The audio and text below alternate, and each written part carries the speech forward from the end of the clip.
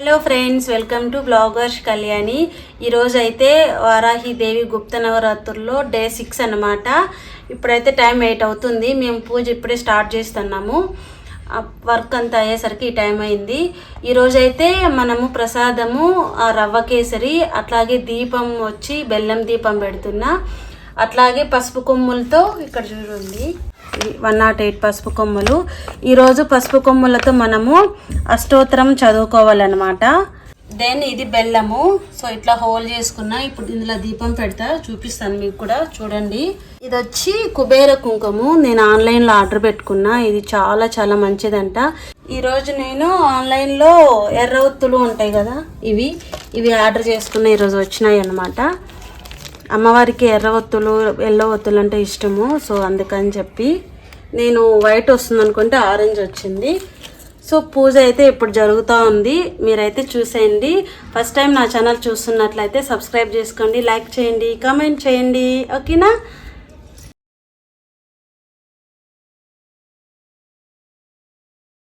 ఈ కామాక్షమ్మ. సో కామాక్షమ్మ దీపం పెట్టుకుంటున్నా ఈరోజు. ఒక్కో రోజు వెండి దీపాలతో పెట్టుకుంటే, ఇంకో రోజు కామాక్షి దీపం, ఇంకో రోజు వచ్చి లక్ష్మీదేవి దీపం.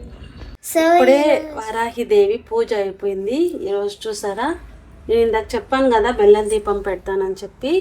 సో ఇట్లా పెట్టుకున్నాను బెల్లం దీపము, కామాక్షమ్మ దీపము. సో మేమైతే పసుపు కొమ్మలతో పూజ అయితే చేసుకునేసాము. చాలా హ్యాపీ అనిపించింది. రవ్వ కేసరి పెట్టినాను అమ్మవారికి ప్రసాదంగా. అదే అన్నమాట ఈరోజు పూజ ఇలా అయితే జరిగింది. డే 6 వారాహిదేవి.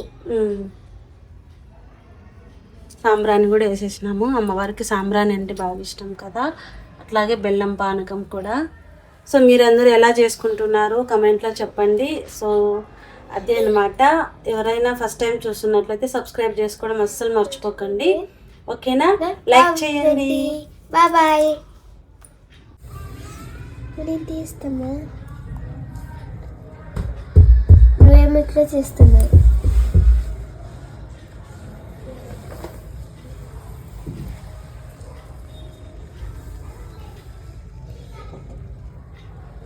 తీస్తే